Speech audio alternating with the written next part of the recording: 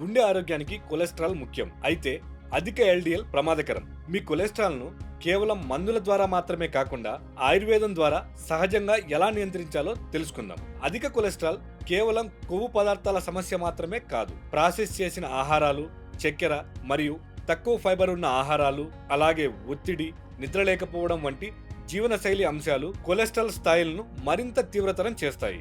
ఆయుర్వేదంలో అధిక కొలెస్ట్రాల్ను మేధో ధాతువు మరియు కఫదోషంలో వచ్చిన అసమతుల్యతగా చూస్తారు. జీర్ణక్రియ సరిగా లేకపోతే విష పదార్థాలు మన శరీరంలో పేరుకుపోతాయి. ఇది జీవక్రియను నెమ్మదిస్తుంది.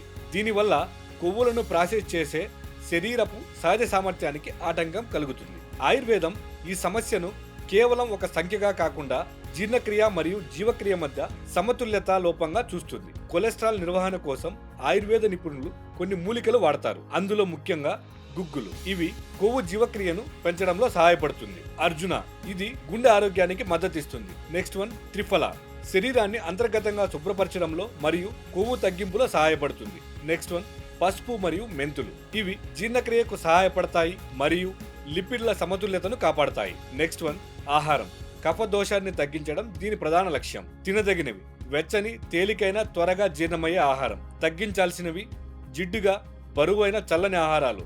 ముఖ్యమైన సూత్రం తెలివిగా, మితంగా తినడం. జీవనశైలి, జీవక్రియను మెరుగుపరచడం, కొవ్వును తగ్గించడం దీనికి కీలకం. క్రమం తప్పకుండా వ్యాయామం, రోజువారీ దినచర్యను పాటించడం, పంచకర్మ లాంటి శుద్ధి పద్ధతులు ఇందులో భాగంగా ఉంటాయి.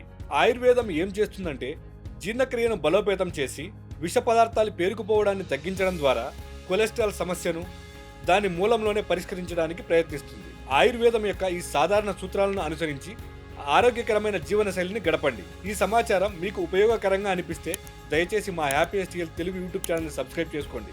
ధన్యవాదాలు.